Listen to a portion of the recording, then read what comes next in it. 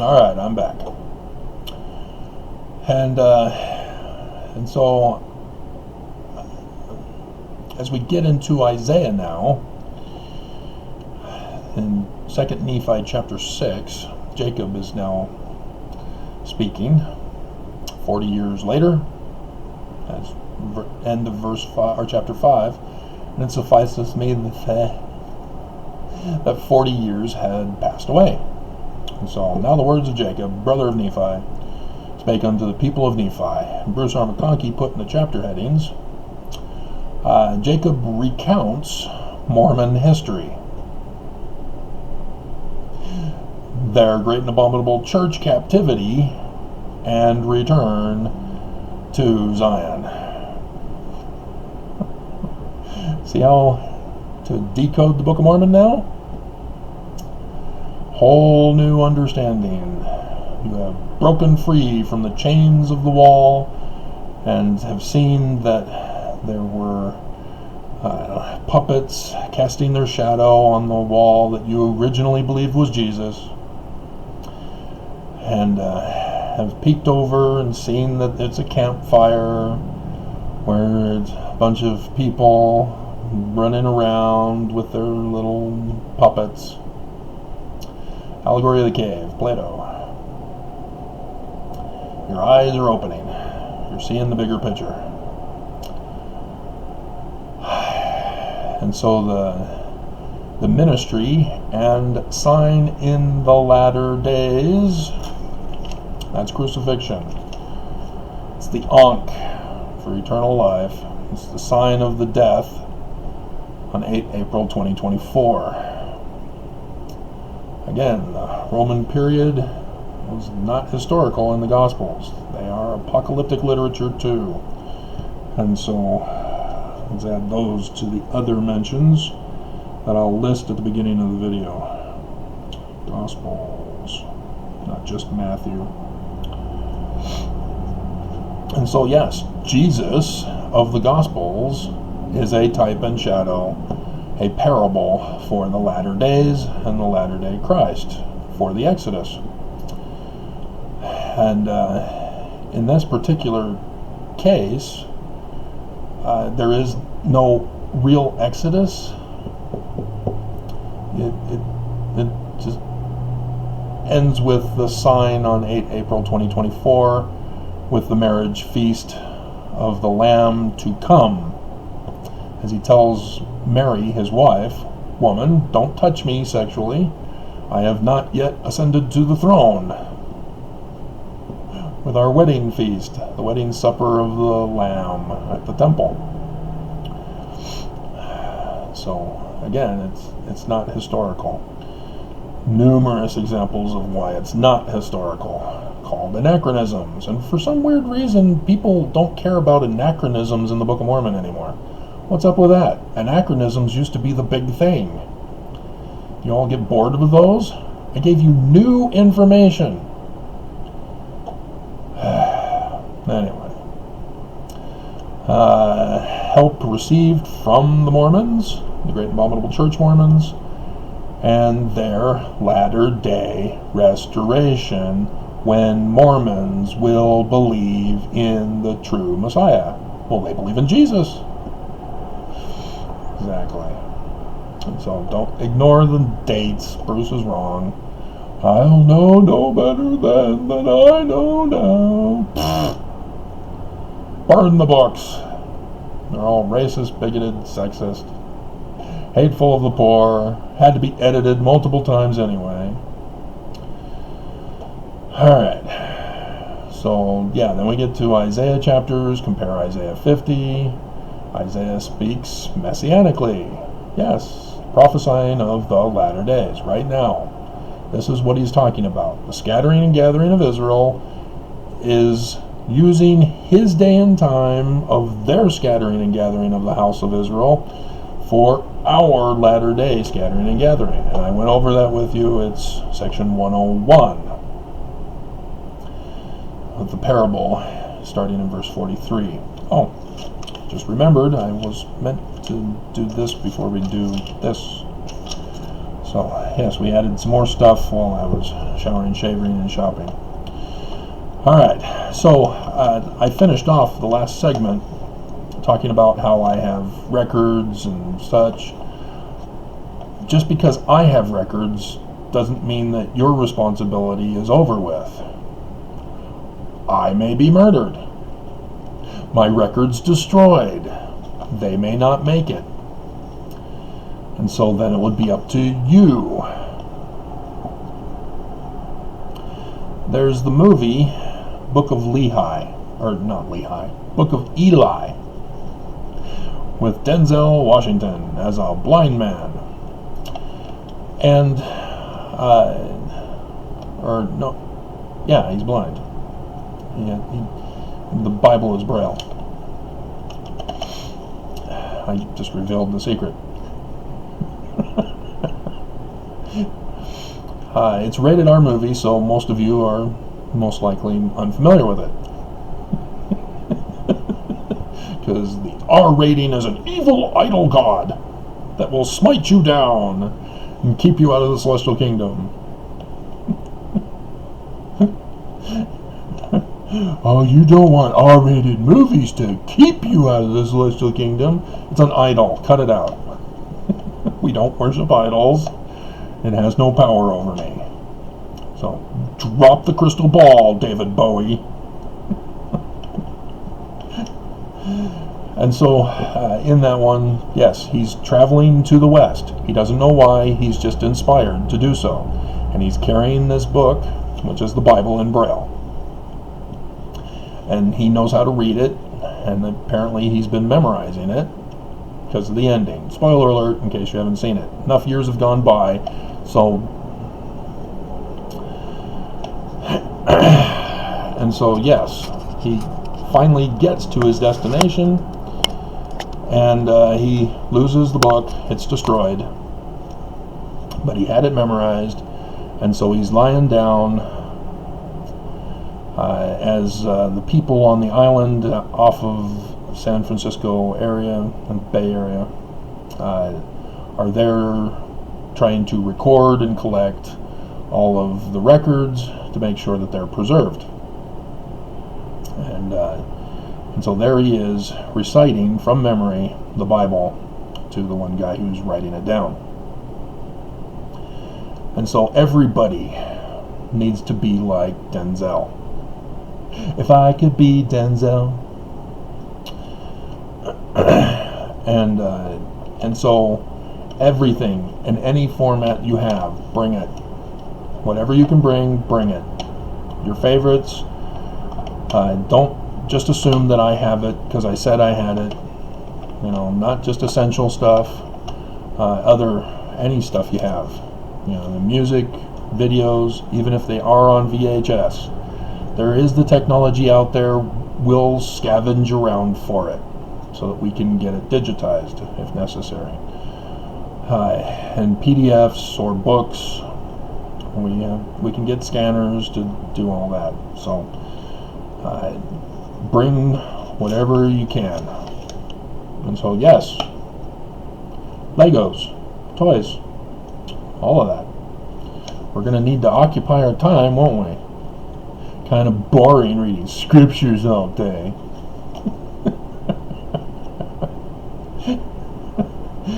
Oh, I've already done that. That's boring. I don't want to read that anymore.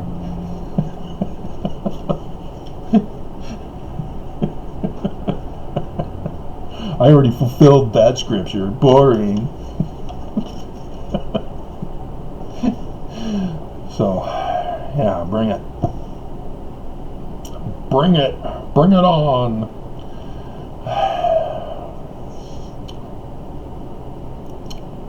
Nope. Not going to go there. Nope. Because, yes, unfortunately, I have Little House on the Prairie. I was going to say, don't bring that. Anything but that. I can say, don't bring the Partridge Family. And I know there's going to be a smart aleck out there who says, oh, I've got the Partridge Family, I'm bringing it. Just to spite Travis.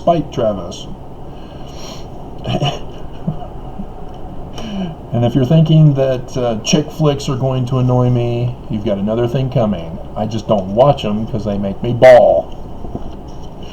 Because now I understand them after the first calamity.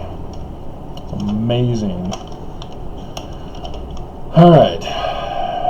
So I think the Isaiah, it's in the Book of Mormon, just like Moses in the Exodus. So the scattering of Israel is a scattering of the Mormons. Coming up. And so currently it looks like I will be among the first wave to leave, being the only one to leave. And then will come the big disaster where others will then follow and pass me by, not picking me up, making me continue to walk. And people yelling out, "Hey, you bum, get a job! Get off the road!" But,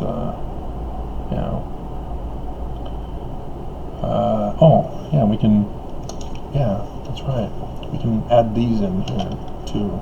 Or we can do it with the Amalekites. But I think we're at the Amalekites. Although I guess the Isaiah thing should be this, and then we'll do a Amalekite segment after. Yeah, that would be better. And so, yes, Isaiah, they purposely selected the passages pertinent to the latter days, with the scattering of Mormons and the gathering of Mormons at Zion at the latter days, April 2024. But again, you have to be righteous. If you're not going to be righteous, it ain't going to happen. If all Mormons refuse to be righteous and continue to be bad and wicked, it's never going to happen. You're going to have a different scenario, and the whole earth will be wasted, and everything is lost. No hope. And so,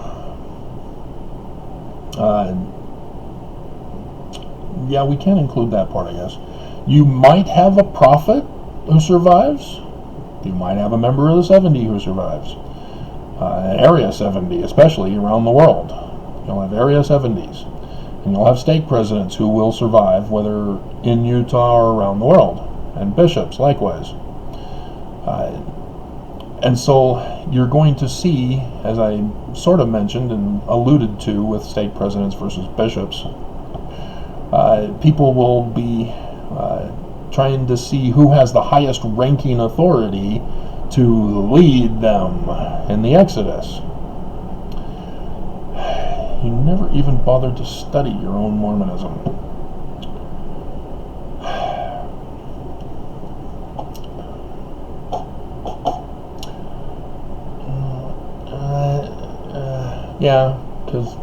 Alright, we can do that.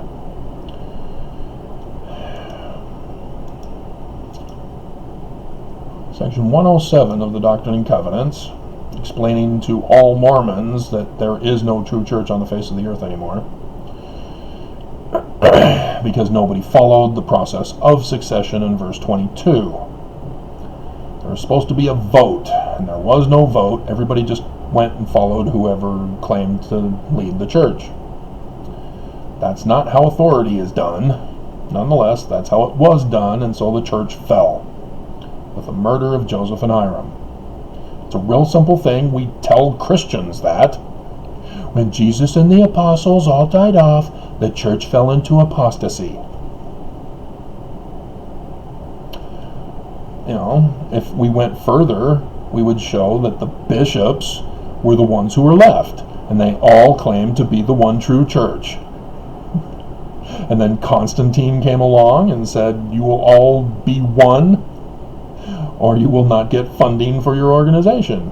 And they all got together and they all agreed the Arian Christian church is the apostate evil church, and they were banished from the Nicene Creed. And so no funding for them. And they couldn't decide who Jesus was from the Gospels, and so Constantine created him. He's now historical, he's now a real person, and he's now Homoousian. Ta-da! Case solved. Let's go home. I'm hot. and I'm bored. And so, yeah, that's the great and abominable Christ that Joseph Smith is talking about in the first vision. He's not real. But you will have people who say, well, he's a prophet, he's the leader of the church now. He's now the president of the church because he's the highest rank.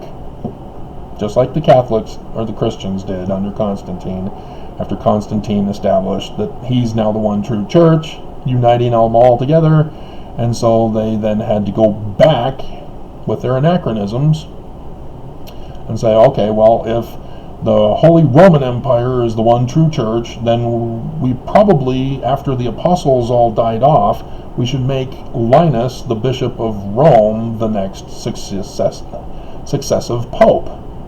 That's how they did it. Linus was just a bishop. He never ascended to popedom. It was not until after Constantine with that first creed that then they had to create a whole new religion and backtrack to correct the historical record. So yeah, the authority of bishop is the rank of a pope. The Pope of Popes. That's it. That's what a pope means, is bishop. And he's the vicar of God now, the vicar of Christ, because of it. And Nelson acknowledged his authority when he went to visit him, kissed his ring, and said, "You are the vicar of God." Well done. Good job, Nelson. You gave the church over to the Pope.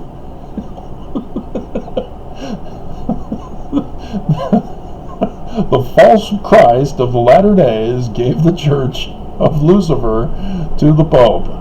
Good job. I hope that was worth it. And so, we're the church in apostasy. All the branches, not just the Brigham branch, everybody. There's all sorts of other Mormons. And we sort of get into this with the Amalekites, but I can touch on it in case I forget. Because this is going to be a long video already. It's over 2 hours. It's now 2.5 hours. And so we get down to the part where it says,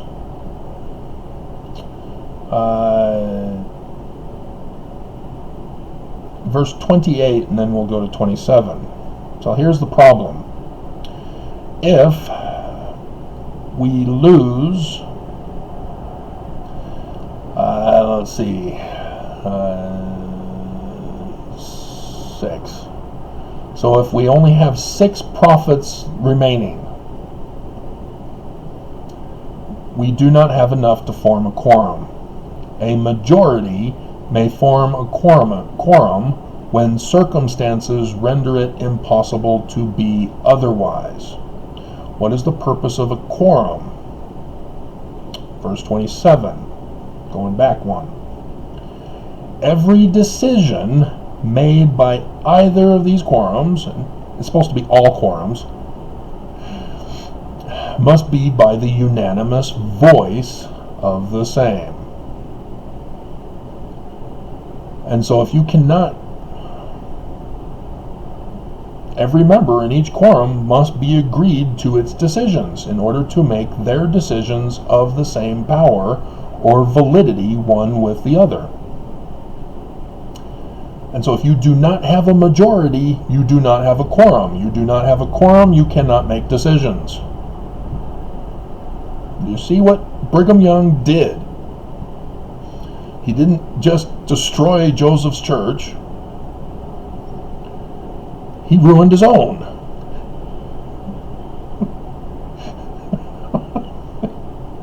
But you're going to have Mormons who aren't going to acknowledge this, like Brigham didn't acknowledge this. And so you're going to be having a lot of contention among the surviving Mormons. But if we get to a point where there is not a majority of prophets, because if Nelson dies, you have to have a majority of the quorum of 12 in order to replace him. That's a decision. That's what Brigham Young established. And so if Nelson and Moore, so 9.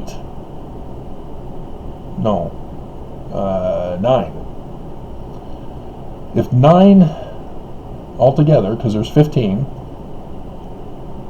so if we lose 9 before they can get a new president, the church is destroyed. Now, there's a certain person who wrote a letter to the presidency of the 70.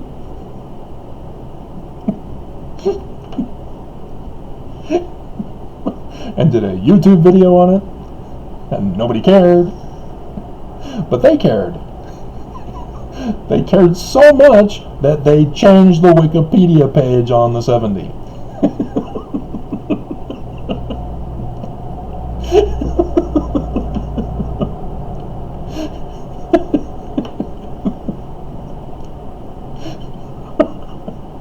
And so there will be that added confusion that if you can get a majority of the 70, that they can then vote for, well, it wouldn't be a vote. The youngest is the president of the presidency. According to the Doctrine and Covenants, that's the way it is for the 70. The 7 presidents, the newest one is the head president. That's the way it is. It's not by age rank in the 70 presidency. And so, let's see who we got currently.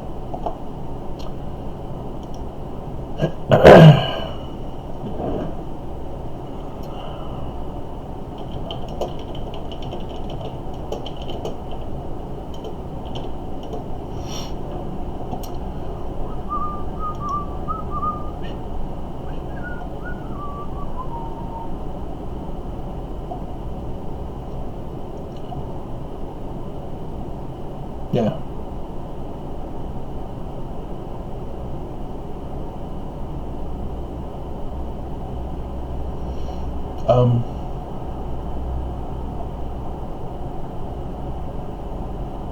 Okay, so it looks like S. Mark Palmer is going to be the president of the church.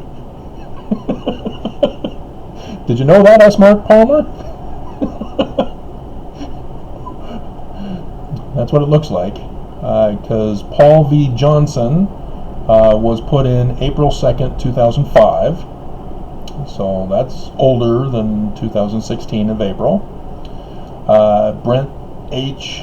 Nielsen, my goodness, you're looking old, April 4th, 2009. They don't even have these in the right order.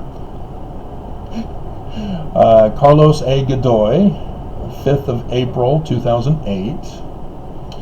Jose A. Teixeira, butchered that one, didn't I? April 5th, 2008. Carl B. Cook, April 2nd, 2011. And Patrick Kiernan, April 3rd, 2010. And so as much as you'd think Patrick Kiernan is the head because he's first, no, you got to go by when they were put in and who the youngest put in is. And so 2016 is our winner. The president of the presidency of the 70 is S. Mark Palmer. Was sustained as a General Authority 70 of the Church of Jesus Christ of Latter-day Saints at the April 2016 General Conference. Ta-da! And so unless something changes this April conference, if it doesn't happen before then, we'll see. You'll see. I won't see. I'll be dead or wandering towards Zion.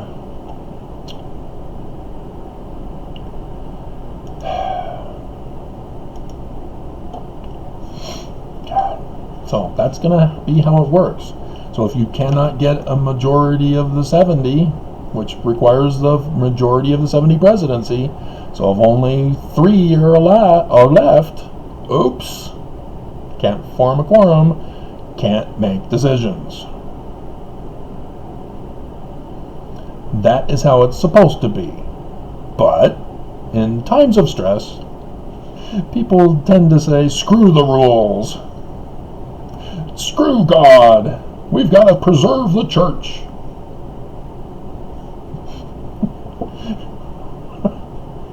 And so, yeah, you're going to have all these different people rising up, claiming authority.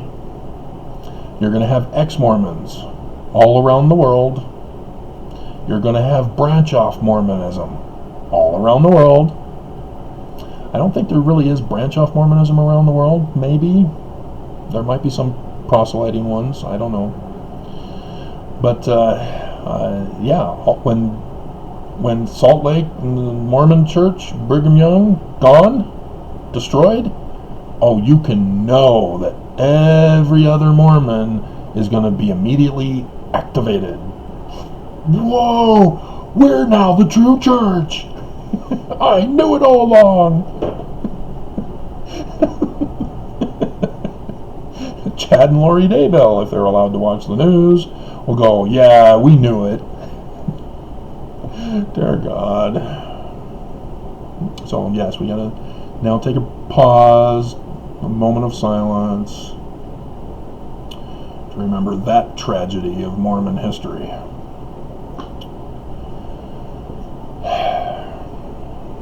So, yes, you're gonna have chaos if such an event occurs according to prophecy. That's all over the place. And it'd probably be just me. I'll be cast out of Utah, wandered to my death, as everything is well in Zion. And Zion gets established for the millennium, as the government of America is conquered. All world governments say, oh, the church is true, we have to give you our government. No, not likely to happen. I'm very confident Putin will not give up Russia. You claim to be Jesus, do you?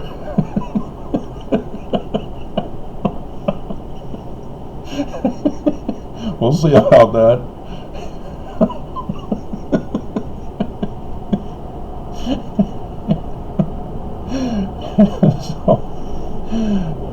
So yeah, you're going to have chaos if things don't happen the way the prophets want them to.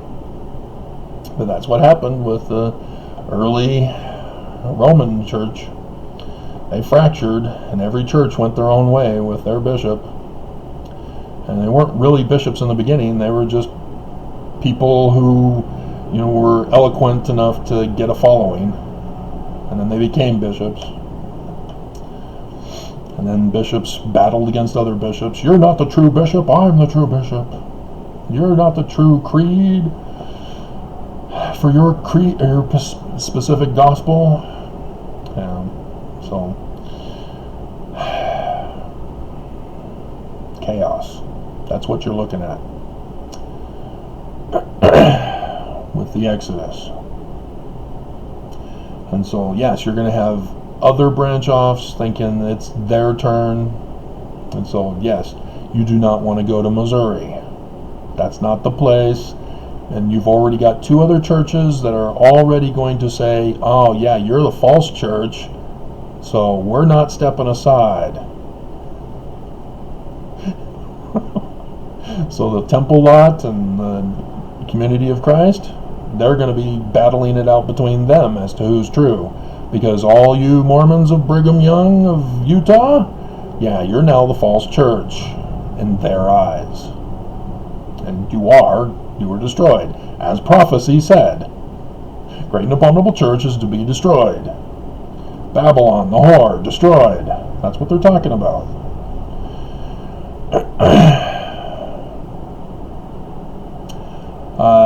And so we do need to keep that for the Amalekites when we get to that. Branch-offs. Yeah. There were branch-offs from Joseph, from Brigham, and that's not how it's done, guys. You don't look for the highest rank. Nope. If you do want to know, because apparently you don't. I've given you the answer when I gave you the checklist to look for the true Christ of Mormonism. It's in Numbers chapter 12. See, Miriam and Aaron are upset that Moses married an Ethiopian woman. And polygamy. Not a true story.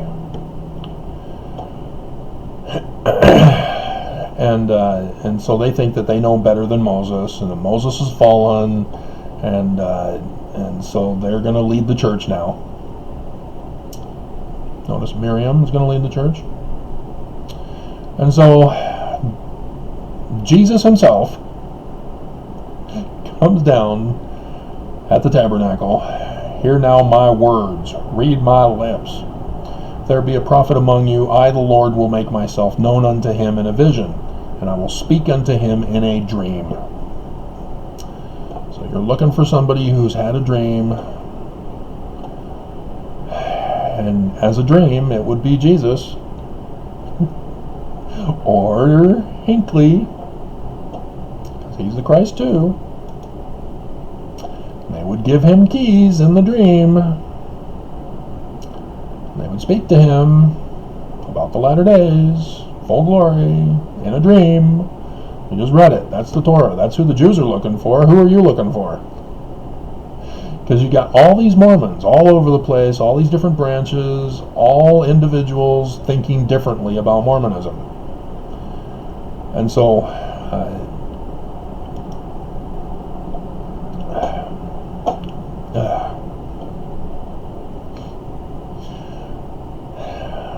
I think we can go to Omni, but yeah, that's Isaiah. He warns us who the great and abominable church will be, which branch off of from Joseph Smith will be the great and abominable church. And we'll know it by the signs and symbols of the outward appearance, as well as the doctrines that they practice and preach, as well as the corruption and crime that they commit. If you don't know which one it is by now, you're not even bothering to study your Book of Mormon.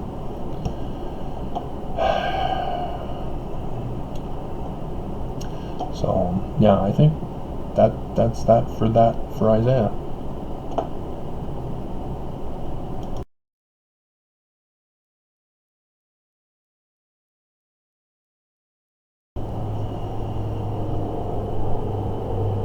Another thing dealing with Isaiah, after I shut off the video, he gets it all from the Egyptians. So, again, tying into the Egyptians, language of the Egyptians. So, alright, next, we have Mosiah, who leaves the land of Nephi. So, Missouri was not it. Or Utah is not it. And then they go and find the people of Zarahemla, which still is not it. Or it could be, it depends on the context. Because Zarahemla could be southern Illinois, or depending on the story. But it becomes the promised land now, in this particular case, in the book of Omni. And so, what you have is Omni, now claiming to be the author, being commanded of my father Jerome that I should write somewhat upon these plates to preserve our genealogy. Oh, that's what they're now for?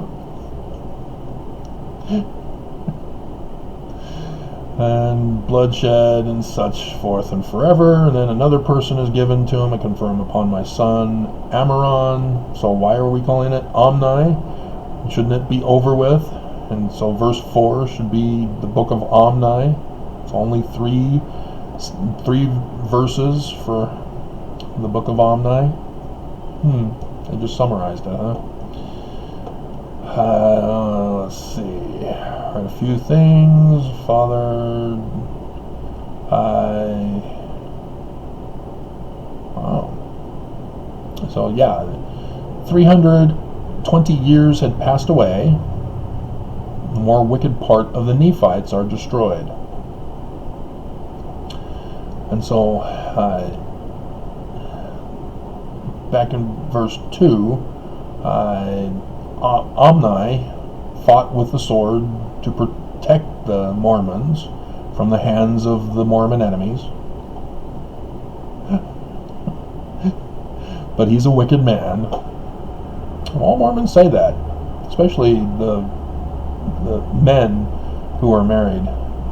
Oh, my wife is more righteous than me. And the wives all say that they're wicked. So if the women are wicked, then the men are far more wicked than the women. God. Everybody just debases themselves, thinking that's what humility is.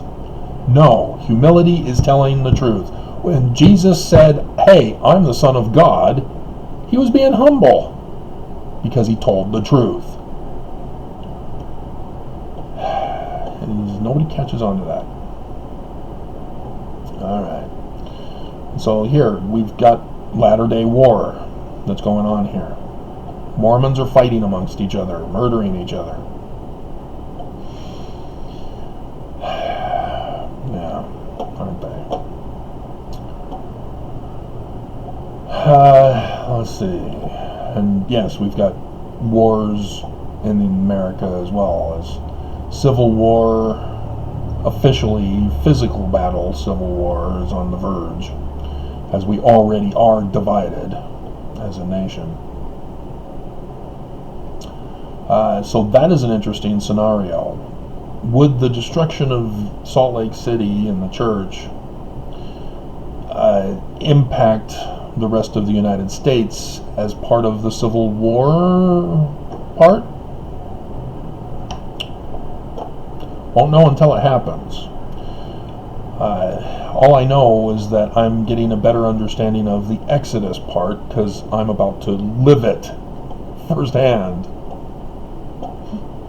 You know, if somebody were to come in and do their job and save me, yeah, I'll be able to continue on into February and into March, but then it won't be winter time, which would be nicer. But the prophecies still have to be fulfilled, and like I said, this Smith Sr. got insider information. It will happen, it is happening, and thus will happen. And so I hope you understand, this isn't some pseudo-religious psycho thing. This is insider information 200 years ago of a threat to actually destroy America. And they've done that. I've done the videos showing you all the historical linking to today. And psychologists, who are the ones behind all of this, to manipulate the minds of the masses, to do their will and bidding for the government and for the agenda. So,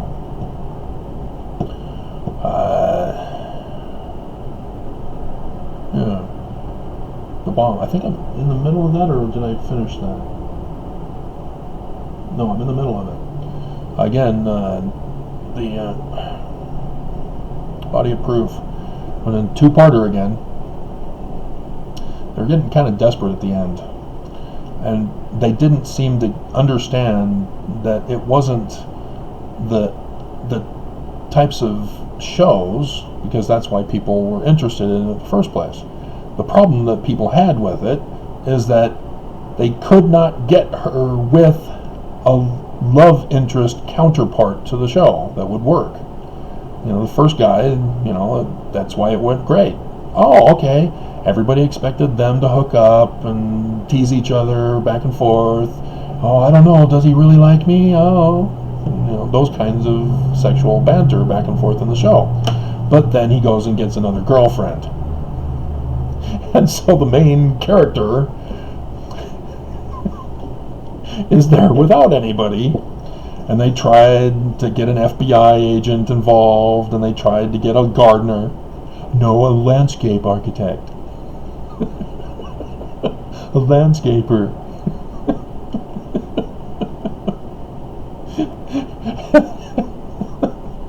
And then now for season 3, after killing off the first one that failed, after killing off the girlfriend, now there's a reason why the show fell. which is kind of disappointing because I really like her and her character. They were really doing a great job, but they thought that it had nothing to do with the love connection. They thought it had to do with the storylines. So they created we're bringing back my father. Was he suicidal, or was there a conspiracy plot? And they lost people's interest because they didn't have a romantic connection solidified in the show. That's where Bones went better, because the two ended up getting married. You know, that's what's necessary in order for a show to be successful. And so Friends was a big disappointment. Or not Seinfeld is what I'm thinking of. I haven't seen Friends. I've seen the shows, but I haven't seen all the way to the ending of what happened. And I have it, I think. Yeah, I have it. So I could watch it, I guess. But with Seinfeld, you know, it's shows. And society picked up on all the little jokes and stuff and began to implement them in their lives among other people, and back and forth. You know, the whole shower thing, Madonna got involved. Oh yeah, me too. And no soup for you, come back one year. You know, those things are classics. But in the end, the author let everybody down by throwing them in jail where they belonged. They're criminals. Dear God, why are you imitating them?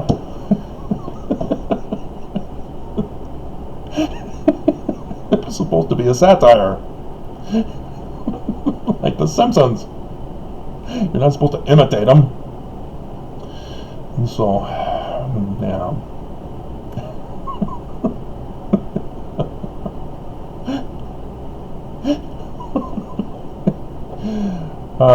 So here we get to Amalekite,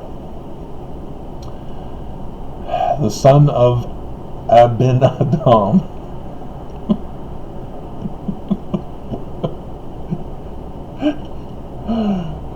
But you see the pattern here, keeping a record, making sure the history of the people is preserved. Fits the pattern here. And so Amalekite, which has Melech, that's king, but there's an A in the beginning, and in Greek, an A at the beginning of a word is the meaning without. So Malachi is without a king, without my king. So you see where this pattern is now fitting in? These are people who, even though they have Mosiah, he is not the Christ. He's just the leader of this particular band of Mormons. Because without a Christ, without a king, is the one writing here, preserving the record. But Mosiah was made king over the land of Zarahemla. And how did they get there? Well, they had to walk. They had to leave the land of Nephi. For behold, he being warned of the Lord that he should flee out of the land of Nephi,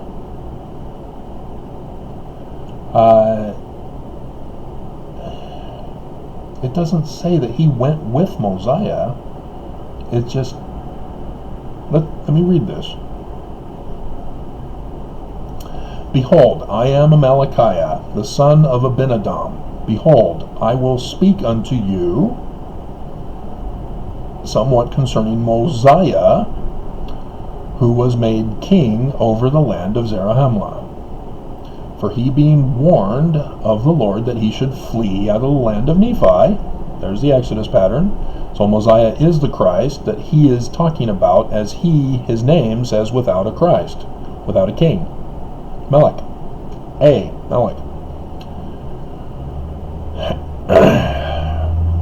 And if you're unfamiliar with how it's used, in other things that you would be familiar with, asexual reproduction, without sexual reproduction. Ta-da! So worms, they separate to produce another. Or is it worms? Or is it, I guess worms do that, don't they? Asexual reproduction? Whatever. Cells, asexual reproduction. They just divide.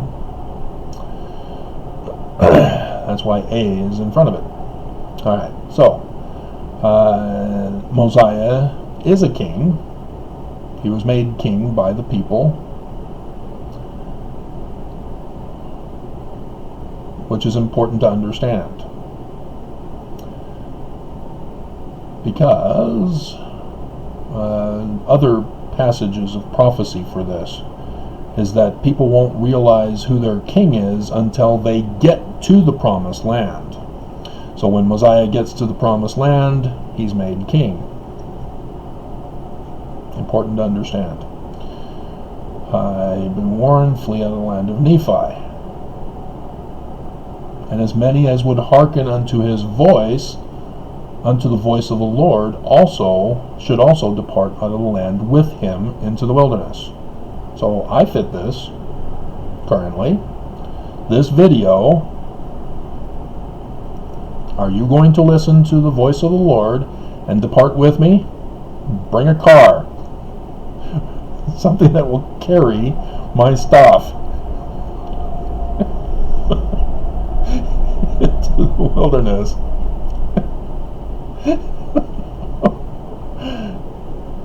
See, the thing is I don't know when the actual destruction will take place. I know it has to happen before the final tetrad lunar eclipse on election day this year.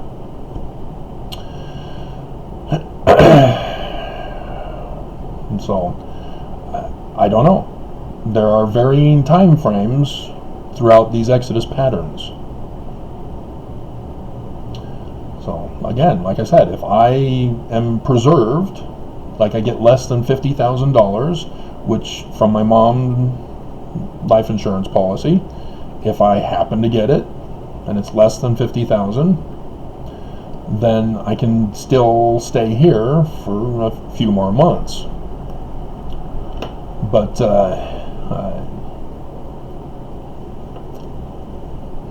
I'm having to expect that I'm going to be gone. So how much longer after I leave will it happen? And so this Amalekite does not reveal who he went with.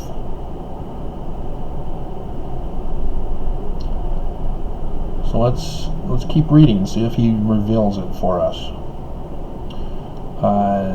And so there were people left behind in Nephi who ended up being destroyed in that destruction. So only those who heard the voice of the Lord tell them, you need to go with him, went with him. So let's see, 13. And it came to pass that he did according to as the Lord had commanded him, and they departed out of the land into the wilderness, and as many as hearkened unto the voice of the Lord, and they were led by many preachings and prophesyings. Yeah, that's what I've been doing this whole time. So I can keep doing it. We've got more signs in the heavens this year. Haven't gotten to them all. The tetrads, I need to go over that with you. But there's more beyond that, and so yeah, I can tell you campfire stories. Which frustrates me. I don't have much room to take stuff on the cart, but I have a tent and I have a sleeping bag for two. Because again, I was married at the time when I was preparing for all this. But they take up space. So what do I bring? That's going to be very frustrating for me. I mean, I know I got to take the records of the people. I already have their bag specified just for them. So, alrighty, let's see. They were admonished continually by the word of God. They were led by the power of his arm. Yeah, that's the Christ of Mormons. This is the true Christ, not these other factions that are going to happen after the destruction. Through the wilderness, came down into land which was called the land of Zarahemla. And so this is the Amalekites now. And So that is a separate one. Yeah. Okay, let's see if we can figure out who this Amalekite is. If he was a Zarahemlite, I would assume not. I would assume he was one that listened to the voice of the Lord and followed Mosiah, because he had given charge of the records.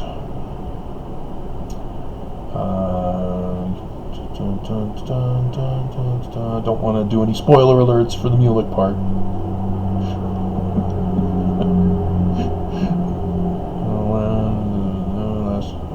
Mosiah, language, Zarahemla, unite together, and engravings, there's another one. So Mulek, there's several right here in Omni, which is interesting because several authors, several Exodus events. Okay, here we go. Behold, I, Amaleki, was born in the days of Mosiah, and I have lived to see his death. And Benjamin, his son, reigned in his stead. And behold, I have seen in the days of King Benjamin a serious war and bloodshed. He doesn't say. He's keeping it a sacred secret. And it came to pass that I began to be old, and having no seed. Ah, that fits me. Well, I do have seed. Children. I have the other seed too. But they're a part of the others out in the world. That will they, or will they think that staying where they are is the better thing to do? That's something that needs to be factored in here. You're going to have Mormons who no longer have a church, but they have their bishop and their stake president, and they're going to think all is well in their part of the world. Canada. Who's going to go to war with Canada? So maybe they're safe up there. But, they are Mormon. All Mormons know about this. They're going to know, hey, the church just got destroyed. There's an exodus. This is it, isn't it? That's what all these others, Brian David Mitchell, Chad and Lori Vallow Daybell, they all know about this. Mormons have extreme views, and there are moderate views, and there are wimpy views. But nonetheless, Mormons all have their understanding, and so when certain things will happen, all of a sudden that triggers in their head what they should do then. And as we just read, those who heard the voice of the Lord followed Mosiah in that particular example. And so if that is the scenario that I correspond with, are there going to be people listening to this video who make it to this far in the video, almost at 3 hours, who are going to hear the voice of the Lord to them, say, yeah, you need to listen to Travis, go with him. Bring a truck.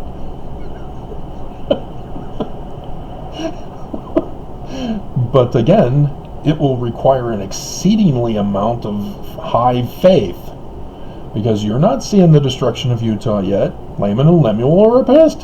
Why are you taking us away from our home? They were good people.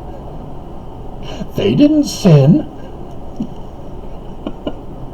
You're judging them harshly. You're the false Christ, Father. And Nephi, too. And so, yeah, they never learned that Salt Lake was destroyed. Because they were forced to leave. And so, yeah, this moment here is when people will realize, wow, Salt Lake was destroyed. If they hear the voice and go, they will not no, Salt Lake will be destroyed unless people from Salt Lake come and testify. Yeah, it was a horrifying scene. Dead bodies strewn everywhere, blood, dogs and cats were living together, mass hysteria. You know, people would be able to testify about their journey to Zion. And we need to have all of those recorded. Because this will be the great gathering. This video right here is the announcement for the gathering, in case you hadn't figured it out yet. It's coming, and if you refuse to listen, you're going to be forced, compelled to leave for the gathering, the Exodus. And then there will be those who won't be happy, will be complainers. You won't be allowed in.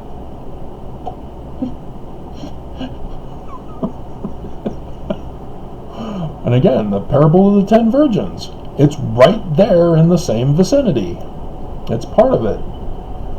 And so, yeah, if you're thinking, oh, destruction's here, I guess I better go get oil for my lamps. Oops, too late.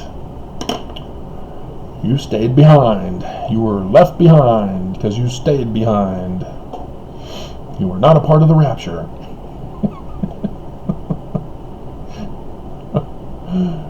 Alright. So, yeah, he says, wherefore I shall deliver up these plates unto him, King Benjamin.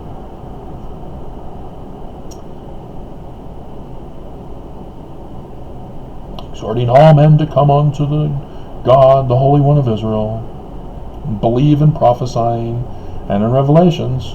Are you going to believe? Because Nelson ain't doing none of this. There's nothing, no prophesying from him. No revelations from him. None. None. You have to make it up. Just him getting up and talking and giving false information. Let God prevail. Chief cornerstone of the cornerstone. It just makes you a dumbass. Dear God. And so, yeah, languages, all things are good, and come unto Christ, blah, blah, blah.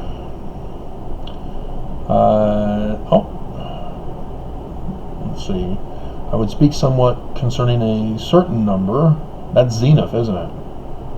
Yeah, that's the people of Zenith. They returned again. Oh, that was the first battle before Zenith. Okay. Or the first group that went. They went back to Salt Lake City. We're bored. We don't like Zion. We don't like it. It's not the way we want it to be. And so, yeah, you can have people thinking they're going to go back to Salt Lake City. That's another thing. I should not be doing this for this. And so... and I, Amalekite, had a brother who also went with them, and I've not known concerning him. These plates are full.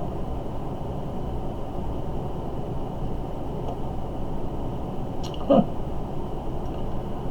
And so then we get to Words of Mormon. Because the 116 pages had to be rewritten, and so there needed to be a bridging of where Sidney left off, or began to write, with the 116 pages, original 116 pages. Way to go, Junior. Go sit in the corner at the Whitmers and be babysat. And apparently they didn't go to the Whitmers, or they did, but the church was still founded, not in Fayette at the Whitmer home. It was actually at the Smith home in Manchester. Alrighty, so now let's scroll back up so that we can talk about the Amalekites. And Amalek, son of Mosiah, discovered the king, departed around the wilderness. And they departed, okay, there we are, verse 13.